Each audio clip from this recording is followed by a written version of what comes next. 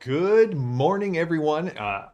Welcome to Behind the Screen on the Iconic Production channel. I am JM, a game designer, a writer, a Twitch streamer of role-playing games, a lover of all things games and gaming. Thank you for joining us this morning. Good morning to John and Rook, who are already in the chat. Cheers, gentlemen. Behind the Screen is a show where we just sit and we talk about games, game development, game design, what's going on in our games, what's going on in Iconic, board game reviews, RPG reviews. We just wrapped up a short series. If you haven't watched it, go check it out on YouTube, where we talk about high fantasy. What does that mean? What is the genre? What is the experience that we're going for when we say, hey, we want to play in a high fantasy game? Next week, we'll be starting our Sword and Sorcery, or look at Sword and Sorcery, because I feel like going Sword and Sorcery first makes more sense than going into low fantasy. You do live here, Rook. This is your second home. I don't know, maybe third home. Yeah. Certified to Organic, good to see you as well. We had a great game of Torg on Tuesday, with the B team returning, which was just a ton of fun. We're going to do an after action report, I think, on Tuesday, where I'm just going to talk about the games that I'm running, fun things that are going on, fun things that have happened. Your fifth home. Well, I'm glad that we can be your fifth home, Rook. So I'll do an after action report. We'll just kind of hang out on Tuesday morning, chat about games, and then we'll start into the Sword and Sorcery genre on Thursday. But today, I have a special review. I love D100 games. You may have noticed that on the show. I wrote Jackals, a D100 game. I co-host the Exploring Glorantha show, which is set in RuneQuest, a D100 Bronze Age fantasy game. We love Call of Cthulhu on this channel, which is another D100 game. And one of my favorites is Warhammer Fantasy. I did a big review of Warhammer Fantasy. Now, before Warhammer Fantasy 4th edition came out, yes, Rook, it is Thursday all day, unless it rains, in which case it is a rainy day. Before Warhammer 4th edition came out, Warhammer 3rd edition was very...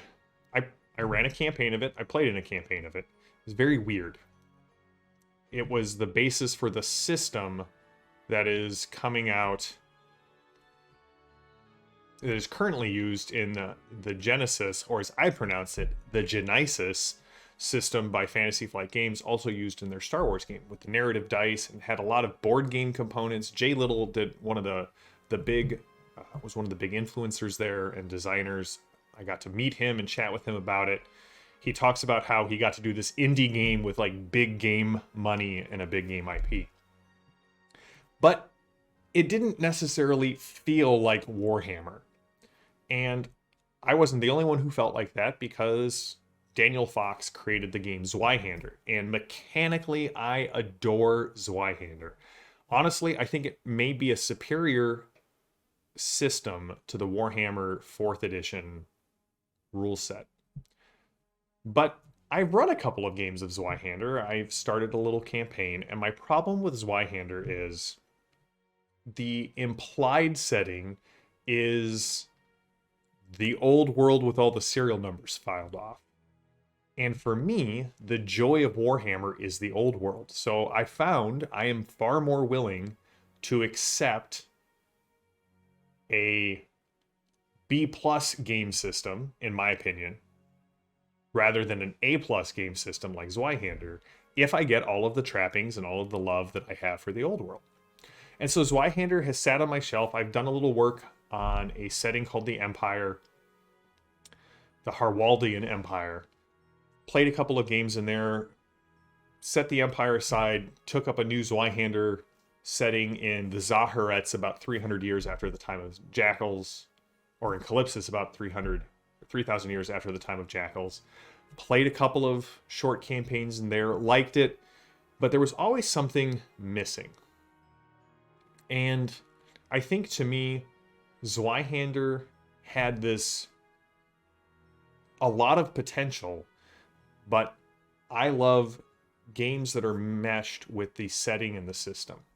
And I just didn't have time to really look and develop a brand new setting that was tied into the Zweihander mechanics. The Zweihander starter box is coming out, and they're kind of, I don't want to say rebranding, but they're really leaning more into the fantasy horror aspects than sort of the reimagining of the Warhammer world. And again, Zweihander is great. I buy the PDFs. I have several of their expansions that were put up on the Grim and Perilous drive-through kind of fan creation site. The mechanics, the art, the feel is there. The setting for me is just a little lacking. And I tried several of the fan created settings, and nothing really has grabbed me. And then Zweihander did a Kickstarter for something called Blackbirds, and I was immediately struck by the art for the game. So this is Blackbirds. Blackbirds came out, and the art immediately grabbed me. I mean, look at that. It's beautiful. It's wonderful. It was created, the setting was developed by a gentleman named Ryan, and I'm going to butcher his name, Veneri, who is a creative director at Riot Games, worked on League of Legends, has worked on EVE Online, a ton of other great products. He's a novelist or a writer, and he's a line developer and a creative director for these games.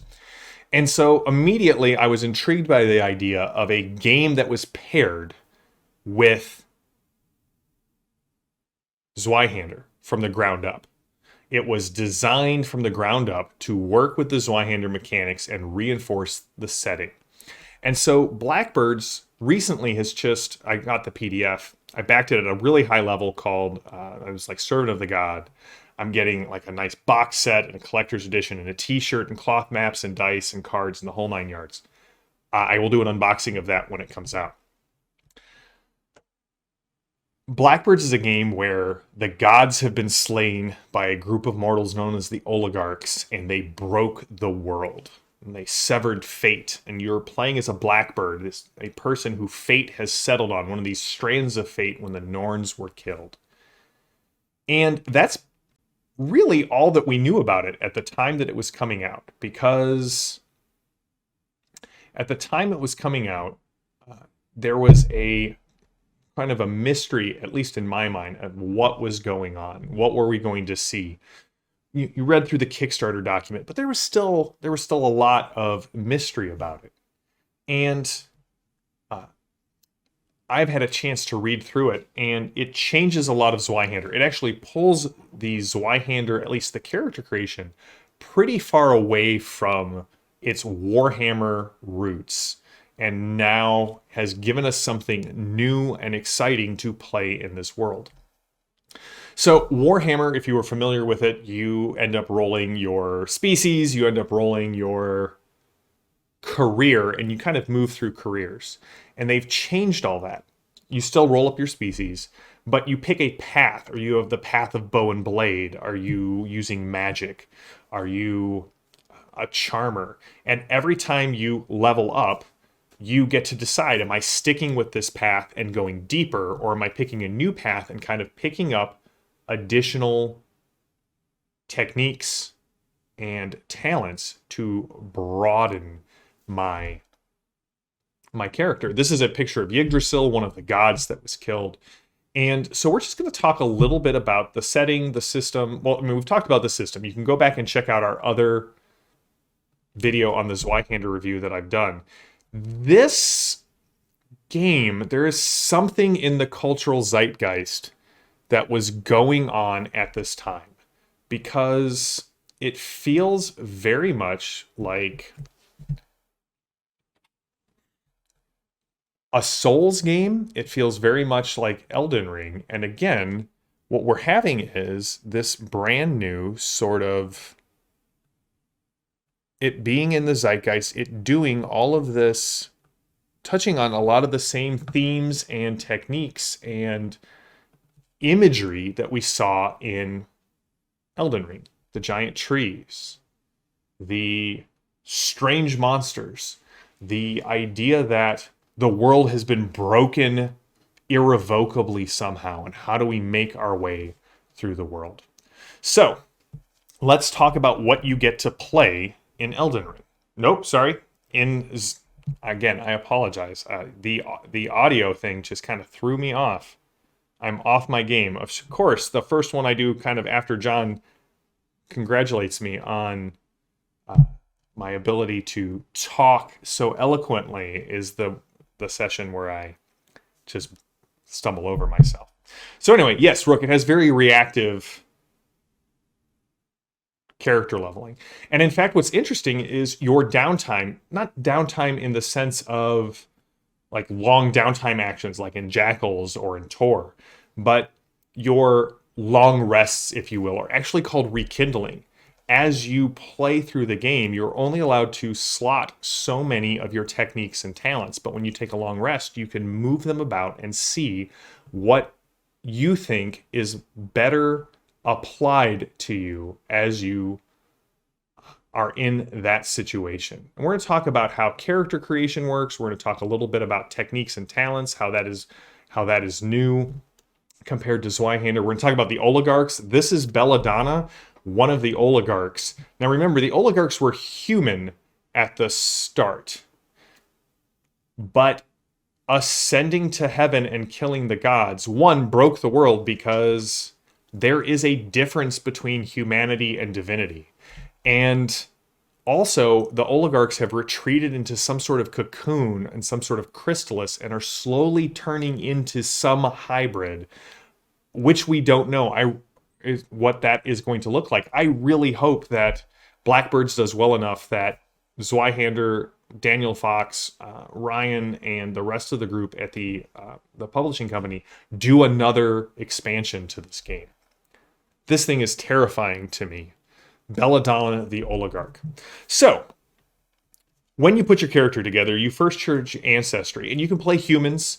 Elves are creatures from the moon, creatures of quicksilver. They have a lot of weirdness about them. Dwarves are crystallized elves who forsook their transitive nature in order to become more rooted in the world, and there has been costs and penalties to that, but also benefits. Hey, Bob. Great. No, you just missed JM stumbling over all of his words. So, cheers. So this is Blackbirds, a Zweihander game. This is the art that I was telling you about. I'll revisit some of the earlier pieces when we get to the end. You can also play as Jotun giants. You can play as Nephilim, who are the descendants of sorcerers who sold not only their soul, but the souls of all of their descendants for powers to Outsider. Yes, they are tied to Hecate, the goddess of the moon. And I don't want to give too much away. I will just say, the prose in this book is beautiful. It verges on Lord Dunsany level beauty or Michael Moorcock's Elric writing in the beauty that has been put into the short fiction, even just to the explanation of what is going on in the world. So, once you've picked your ancestry, you get to pick your path. And the paths are sort of what you would expect from a fantasy game. They break down classes not into archetypes as opposed to classes. And again, these are very fluid. It feels very much like a game where you are rewarded no matter how you build your character. You pick your first path, but then as you start to move through the game, you can either dig deeper into your path or you can move about. So the paths are the path of bow and blade. It is sort of your fighter archetype. You have the path of charm and manipulation. You have the path of craft and expertise, which is actually a major part of this game, because during your rekindlings, your weapons may have been damaged, and so you will need to actually fix them in between. And then there's the path of ode and ritual. And I want to stop and talk a little bit about magic in this game, because magic is terrifying in this game. Because there is no such thing as I went to a school and learned about magic. The ode, the weave, the tapestry has been irrevocably damaged by the oligarch's ascent to demigodhood. And instead, you make deals with outsiders. And when you make deals with outsiders, they give you access to powers they possess, to their spells. But the more you cast your spells, the more you owe your outsider. And the outsider, you have this debt that ebbs and flows during the game. And you will have to undertake tasks for your outsider if you want to be a magic user in this game. This is called the Theurgy Festival, and this is a Theurgist speaking with their outsider. And I love that because, one, it very much, right, Jackals has a very sort of similar exchange feel in how magic works in that game.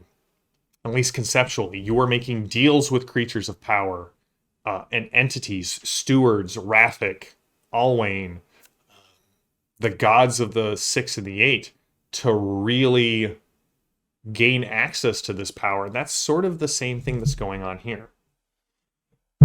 And then, of course, you have your path of shadow and subterfuge, which is if you're wanting to play your rogue, that sort of thing. So you pick your ancestry, you pick your path, and then they took the talents of Zweihander and applied them very interestingly into Blackbirds. Now, talents in any game work, whether it's Warhammer 4th edition, Warhammer 2nd edition, or Zweihander, have a very feat sort of feel. So in this game, let's take the path of bow and blade. So you still have talents, all right? Fortitude, you can ignore heavy qualities. Mortal prey, you specialize in striking down humans. You get bonuses to attacks. But you also get access to things called techniques. And what I love about the techniques are every technique, and remember, you have to slot these. You have to choose each day what techniques you're mentally preparing for, what talents you want to use, and the higher you level up your character, the longer you play, the more slots you have to put these things into play. I forgot Tim Curry was in Ferngully, Rook. For me, Tim Curry is definitely the devil because of Legend, and it has influenced all of my viewings of Tim Curry from there on. So when you get a technique has 3 things that it does for you. Sometimes it's passive, sometimes it's active, but they all have what they call an extinguish ability, where if you are willing to give up this technique until your next long rest, you get to do something amazing with it. So, for example, there is the cracking of knuckles. It's a path of bow and blade technique. So when fighting unarmed, you reap the benefits of discipline, control, and mobility. So the first effect is your unarmed attacks become better. Sort of like a monk, if you will. They're no longer a slow weapon. They're made at plus 10 per rank in your path of bow and blade. So again, the further you go into a path, the better all of your talents and techniques are, and the more that you get. But also you lose kind of the generalization and the ability to kind of pick and steal. Again, you may make multiple unarmed melee attacks without the usual penalty. But you can also do what is called the extinguish, and you get to basically do it once per rekindling. Pugilist Whirlwind. While unarmed, all foes the Blackbird is currently engaged with are immediately knocked out or slain, your choice. No roll, nothing. This is your perfect set of attacks. And every technique, whether it's a charm technique, whether it is a magic, stealth, or crafting one, has this amazingly powerful extinguish technique. So, for example, under the paths of charm and manipulation, you get this, what's their extinguish technique? Family heirloom. When tasked with an undertaking, the Blackbird may request something to aid in that undertaking. That's 5 levels higher than what they would normally be allowed to use. So you get an item because you have a benefactor. You also, the economy is based off patronage. So the better your patrons are, the better gear you have access to and can requisition. So again, some really interesting uses of the Zweihander system to make it your own. Another thing that they do is this thing called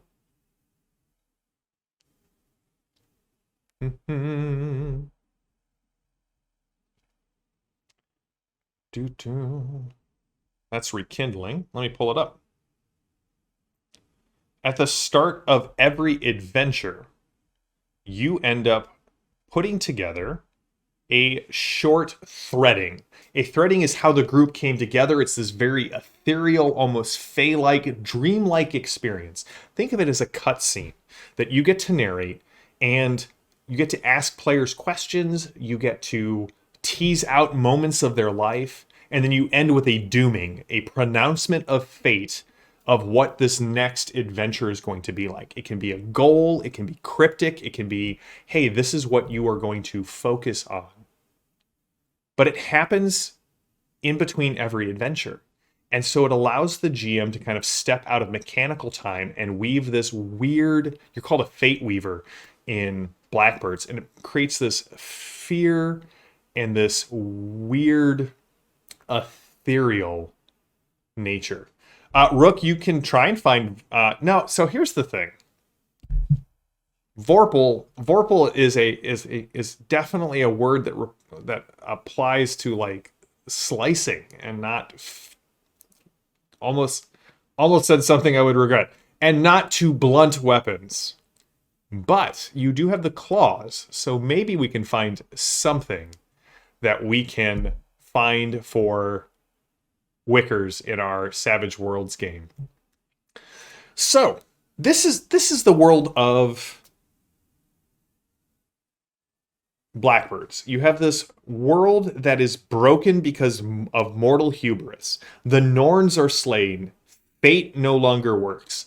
The ode, which was kept at bay by the tapestry, has been shredded, and outsiders are being allowed back into the world for the first time.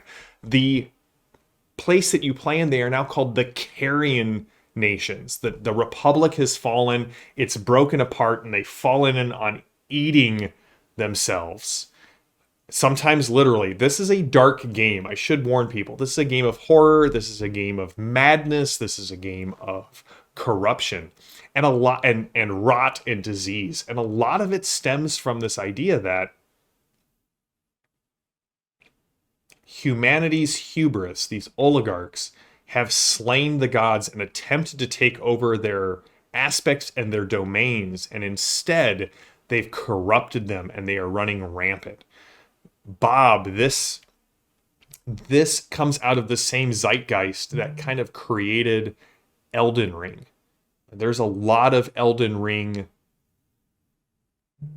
feeling and flavor to this game, and I think you would love this. Yeah, if you're picking up on it, that's great. Like the fact that there's a lot of similar feels, you have a lot of similar influences and story potentials. Even the fact that they call long rests rekindlings sparks something of our soul-like games that draws us in.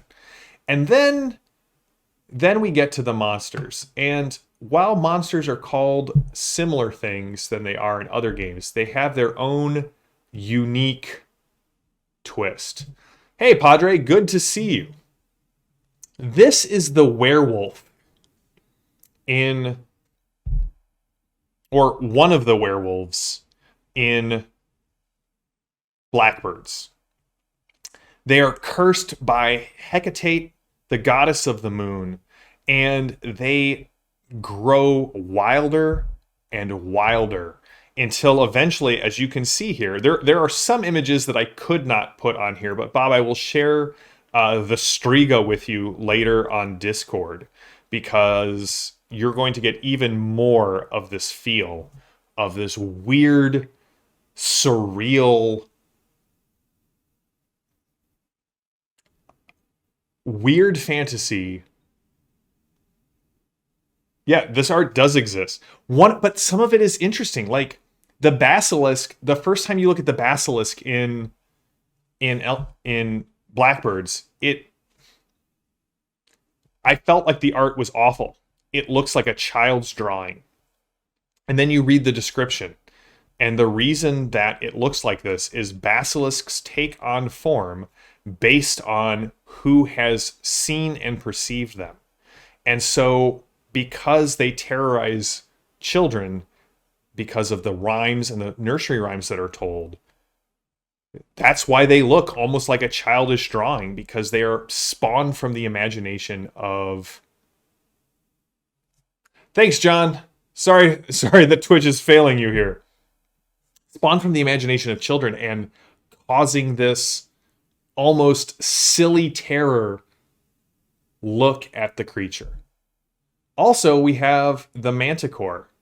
And this is another sort of... And I've cherry-picked the art that they shared on their Kickstarter, because I don't want to get too much of the art that is not out there yet. But this is the Manticore, or the Chimera in... I think it's the Chimera in this world. And yes, yikes, just yikes. It makes me immediately want to get to the table and show off these creatures and see what they can do.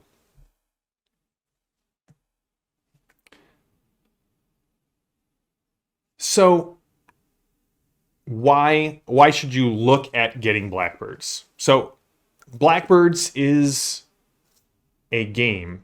Let me go back to the cover art for Bob, because he hasn't gotten to see that one yet. And this is the cover art for the collector's edition. So just so you know, the art for the regular edition is also gorgeous. Here we go.